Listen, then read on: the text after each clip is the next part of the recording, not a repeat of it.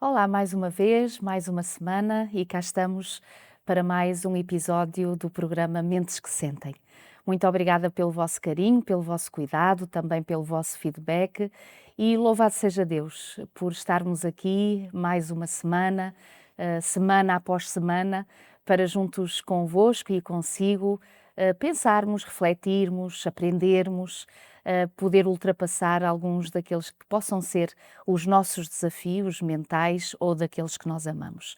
Estamos aqui mais uma semana, com certeza com a doutora Cristina Dias. Olá, querida, seja bem-vinda mais uma vez e obrigada pelos teus ensinamentos. Obrigada, Milu, e é sempre um conforto podermos estar aqui também. É verdade, na graça de Deus. Cristina, no episódio passado nós iniciamos, portanto, o estudo de algo muito interessante e muito peculiar, de algumas emoções que nem sempre nós falamos sobre elas ou as compreendemos plenamente. Não quer dizer que não as sintamos, uns ou outros, mas o poder explicar e perceber e entender isso mesmo, que foi sobre a questão particularmente da inveja. E iniciaste e trouxeste para nós aquela experiência social, não é? Ou mesmo de aprendizagem de duas crianças que recebem bombons, um come os bombons mais rápido que o outro e o outro achou que a solução, visto que agora já não tinha os dele porque tinha comido tudo, seria deitar fora aqueles que era do seu amiguinho ou do seu irmão, que já não me recordo muito bem do que tinhas dito, porque no fundo foi a inveja que o levou a ter essa atitude para com o outro pequenino que tinha exatamente esses bombons. Desenvolver mais um bocadinho este ensinamento, por favor. Sabes que essa experiência é uma experiência real e, sem dúvida, nós, ou por nós próprios ou por aquilo que se passa dentro de casa, conseguimos identificar Exato. com ela. Podem não ser bombons, pode ser outra coisa qualquer, mas o que esteve na origem Uhum. da emoção e inveja ter sido disputada naquela criança foi a comparação. Hum. E é curioso que esta questão da comparação a nível emocional e a nível social tem vindo a ser altamente estudada. E em 1954, um psicólogo norte-americano, Leo Festinger, ele propõe a teoria da comparação social, Hum. que tem vindo a ser amplamente estudada a partir daí, mas em que um dos pressupostos diz-nos que as pessoas têm uma necessidade inata de se avaliarem. E como nós não conseguimos medir diretamente o nosso valor, nós utilizamos os outros como espelhos. Hum. Então o que é que nós comparamos? Tudo. Comparamos as nossas habilidades, comparamos o nosso desempenho, comparamos a nossa aparência física, comparamos o nosso sucesso, comparamos o status, comparamos o reconhecimento, etc, etc, Uhum. etc. E isto tem várias consequências, mas nós poderíamos dividi-las em dois grandes grupos. Uma das consequências é ajudar-nos a posicionar. Portanto, eu tenho a perspectiva de que como é que eu estou perante o grupo. Vamos imaginar que eu estou a fazer, sei lá, uma receita nova. Eu Hum. comparo-me com quem me ensina na perspectiva de evoluir. Eu tenho uma noção de em que fase é que eu me encontro, mas não é de todo incomum, muito pelo contrário, esta questão da comparação elicitar sentimentos de inveja, emoções de inveja nas pessoas, fere a nossa autoestima e alimenta essa questão da inveja.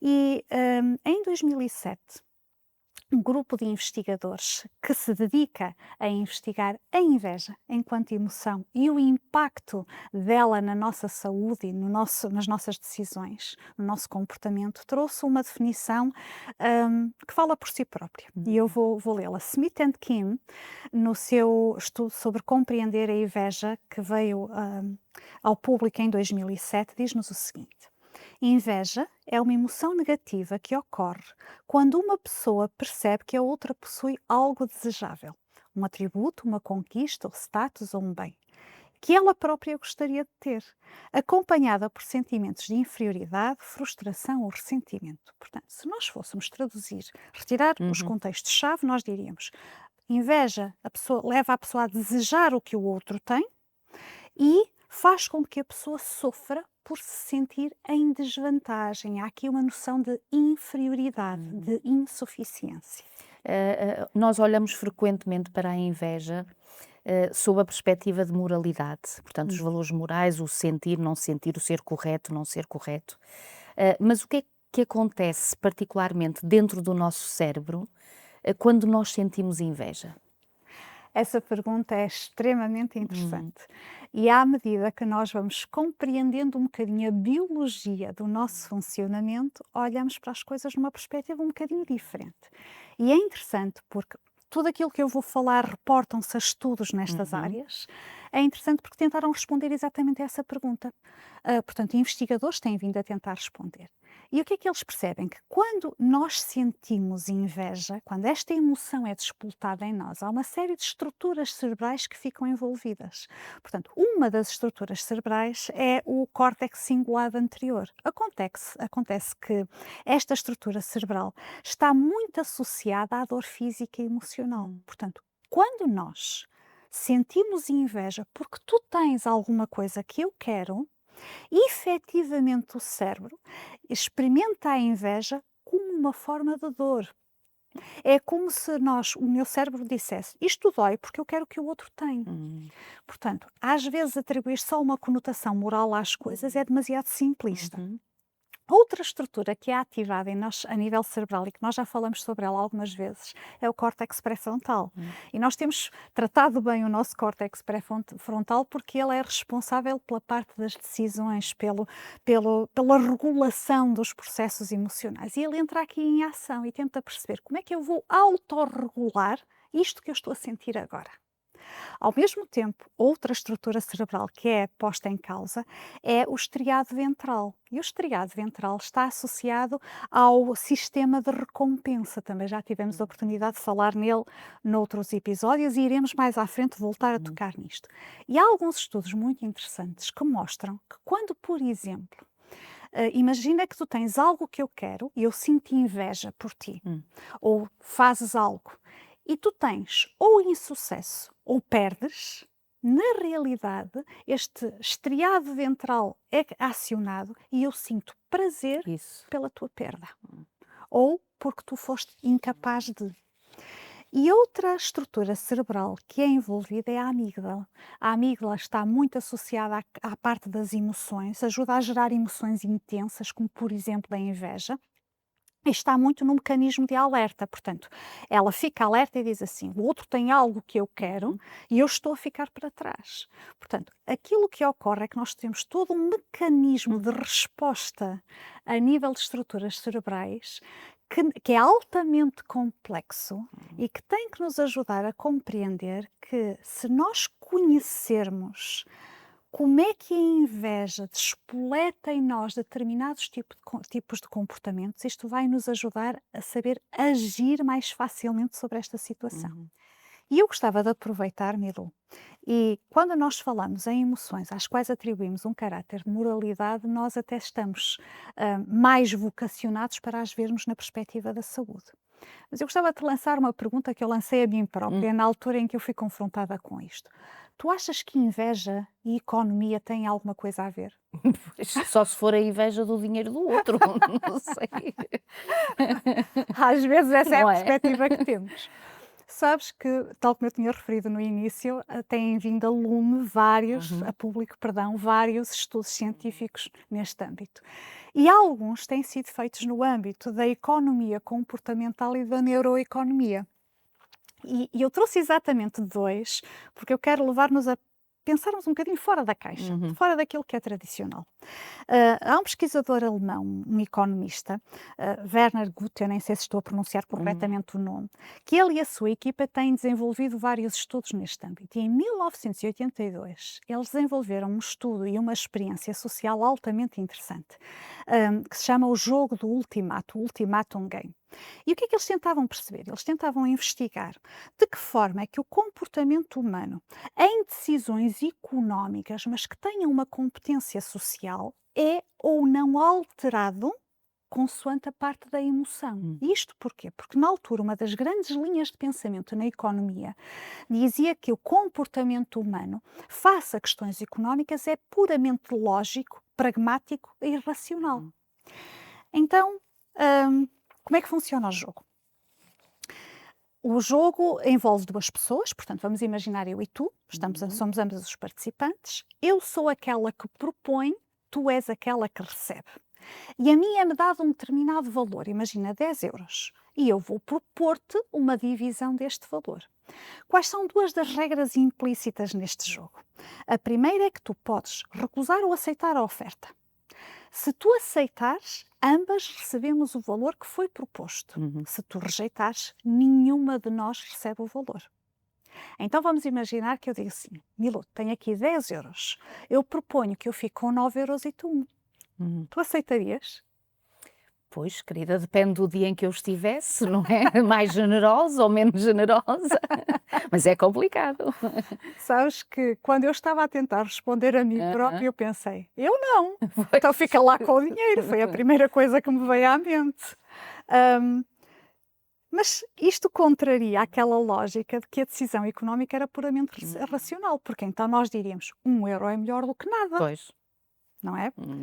O que é que eles começaram a perceber? Que havia um padrão nas respostas. Entre eles, as pessoas frequentemente rejeitam ofertas que elas consideram injustas. Pois. E o padrão, regra geral de divisão, andava na ordem dos 40-60 ou dos 50-50%. E demonstrou que emoções como a inveja, o ressentimento, a injustiça, a raiva influenciam a forma como tu vais responder. Exato. Então, será que nós temos que olhar para a inveja apenas nesta perspectiva do não podes ser invejoso ou não podes sentir inveja? Porque eu vou sentir. Se a minha estrutura cerebral é ativada nesse sentido, eu não lhe consigo fazer aqui um reset, não é? Então, a pergunta talvez seja não tanto a questão de devo ou não devo sentir, mas como é que eu vou administrar? Isso. E permite-me só dar aqui um segundo exemplo também no âmbito da economia. Em 1996, uma equipa de economistas e investigadores, Clark and Clark, eles propuseram um estudo em que eles tentavam responder a esta pergunta: como é que a comparação de rendimentos afeta a satisfação pessoal? Foram analisar dados de milhares de trabalhadores britânicos e eles tentaram observar a relação entre aquilo que era o salário absoluto, portanto aquilo que tu recebes, efetivamente recebes, e o salário relativo, que é aquilo que tu ganhas em comparação com o que ganha o teu colega que está ao mesmo nível que tu. Ok. E acabaram por perceber que a felicidade ou a satisfação no trabalho não dependia apenas do salário que tu recebias, mas de quanto é que tu ganhavas em comparação com os outros. Ou seja, sempre que tu tinhas um rendimento semelhante àquele que é o teu colega e que tu achas que está mais ou menos ao mesmo nível, mesmo que seja um bocadinho inferior, os teus níveis de satisfação eram superiores. Sempre que tu tinhas um rendimento inferior ao dos teus colegas, mesmo que o teu valor absoluto de salário até fosse elevado, tu acabavas por ter um senso de menor satisfação. Exemplo prático, imagina que ambas somos colegas de trabalho, eu ganho 1000 euros e tu ganhas 1000 euros. Ok. Ok, sereno. Imagina que somos colegas de trabalho, eu ganho 2000 e tu ganhas 3000. Já não é sereno. E nós até podemos dizer que disparate, 2000 euros é mais do que 1000 euros. Pois. Pois é, mas isto continuado no tempo nós não temos esta reação. Portanto, o bem-estar estava associado a esta posição social, a esta comparação e ilicitava. O que está aqui na base são duas questões, a injustiça e a inveja. Quer queiramos, quer não, é aquilo que está na origem desta situação também. Nós vamos continuar a estudar sobre isso e a ouvir mais destes ensinamentos preciosos. Vamos apenas fazer uma pausa para um curto intervalo, como já é habitual, e já voltamos. TV Novo Tempo, o canal da saúde, o canal da esperança.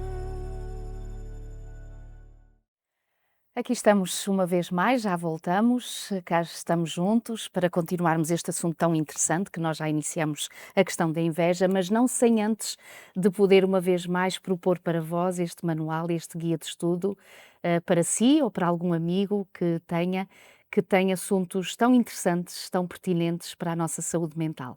Através do 933939291, temos para si guardado de forma gratuita para enviar para a sua casa, para realmente poder ser uma bênção esta leitura. Portanto, não deixe de pedir este manual, este guia de estudo, que será com certeza uma bênção na sua casa. Cristina, é muito interessante mesmo este assunto que estamos a dar início, não é? Que iniciamos há pouquinho. Como compreender melhor esta questão de a inveja não ser só apenas a questão de um problema moral, não é? Mas em outras situações, como tu já falaste há pouquinho, termos uma visão e uma percepção diferente deste sentimento, desta emoção que é a inveja. Sabes que nós lemos uma definição de inveja por um grupo de investigadores em que eles diziam que era uma emoção negativa.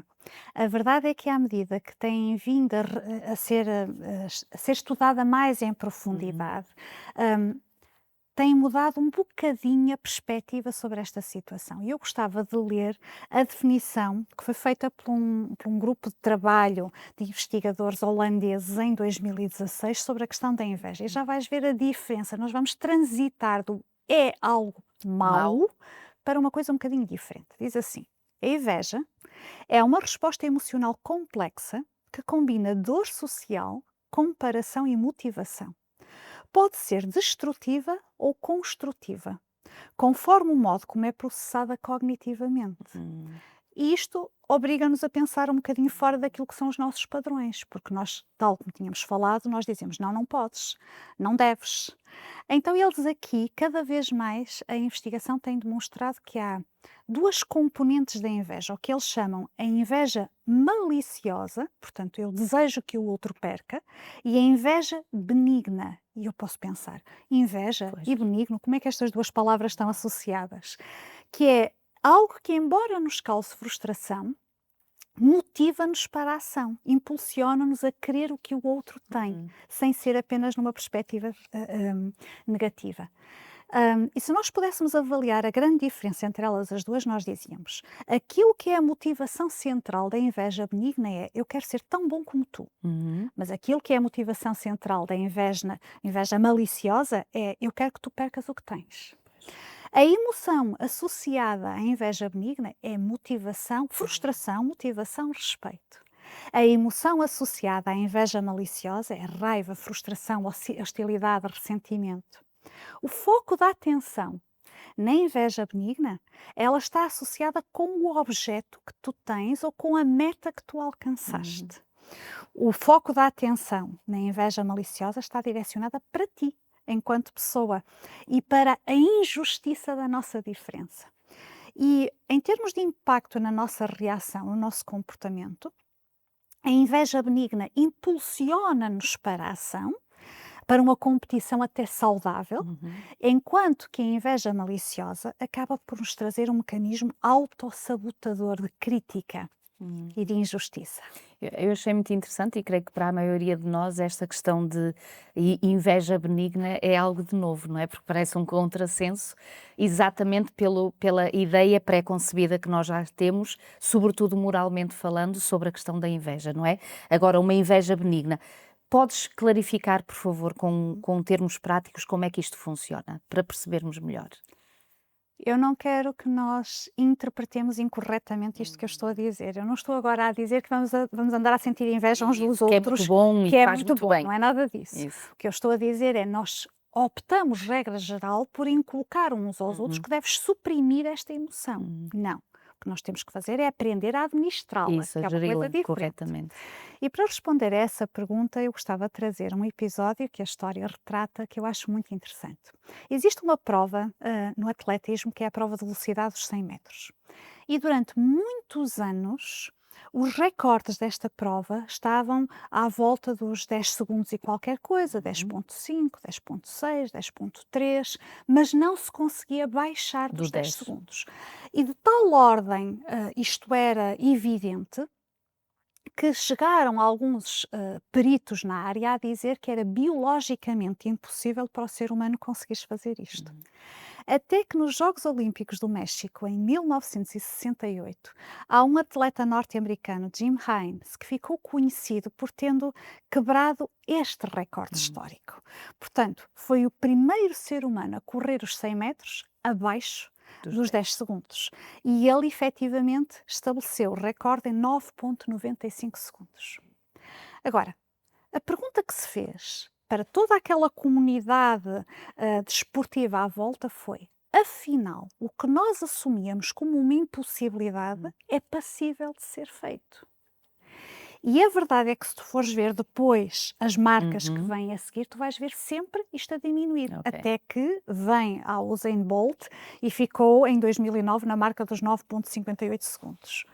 Então, isto estimulou, isto criou uma comparação saudável e até o que esteve na origem também foi a inveja, porque eu quero o que tu tens. Então, o exercício que eu gostaria de nos colocar, mais uma vez, são algumas perguntas, ou seja, então como é que eu posso tentar perceber, na realidade, se eu estou a lidar com uma inveja benigna ou com uma inveja maliciosa? Então vamos imaginar esta questão do desporto, está bem? Do que eu acabei de dar como exemplo. E tentaria responder estas perguntas. O que é que me incomodou exatamente no sucesso do outro? Incomodou-me o quê? Que o Jim Himes conseguisse ter feito aquilo. E porquê que me incomoda? Porque eu também quero, não é? Eventualmente.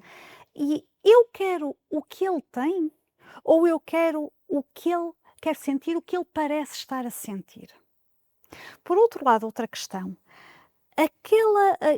Aquela performance faz-me sentir, apesar de frustrado, porque eu também quero, faz-me sentir inspirado ou faz-me sentir diminuído e preso a esta frustração? Será que eu consigo transformar isto em algo construtivo para mim? E se eu fosse um amigo íntimo do Jim Himes, eu conseguiria ficar genuinamente feliz por ele?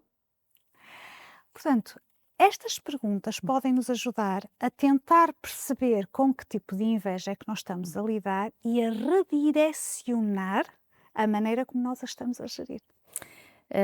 Cristina, para além daquilo que já fomos referindo, poderias apontar, por favor, outras razões?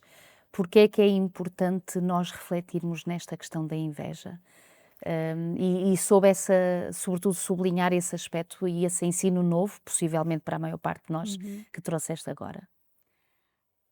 Eu creio que quando nós começamos a falar sobre este assunto, a maior parte daqueles que nos acompanham devem ter pensado: ok, como é que isto tem impacto na saúde? Exato. Não é? Porque era aquilo que nós pensaríamos, efetivamente. Então, sim, é importante falarmos sobre a questão da inveja, porque ela tem impacto na nossa saúde. E isto não é uma coisa que eu me lembrei de dizer, é uma coisa que cientificamente está comprovada. Portanto, quando nós sentimos inveja, sobretudo a inveja maliciosa, não quer dizer que a inveja benigna não ative os mesmos mecanismos, mas tem depois a ver com a forma como nós a administramos. Nós temos o aumento do cortisol, e recordas-te que o cortisol estava associado aos fatores de stress também. Nós temos o aumento da pressão arterial, nós temos a propensão para o desenvolvimento de maiores estados inflamatórios, nós temos problemas gástricos, temos tensão muscular. Há uma série de estudos que demonstram o impacto da inveja na nossa saúde física. Mas existem impactos, às vezes muito subtis, na nossa saúde emocional e, por inerência, na parte comportamental. Uma delas é a insatisfação crónica. Parece que nada me satisfaz, parece que nada é suficiente e muitos de nós temos posturas perante a vida que assentam nesta perspectiva e nem sempre reconhecemos que o que está na base é a comparação e a inveja. Outra coisa tem a ver com a autoestima. Iremos ter a oportunidade de falar sobre a autoestima.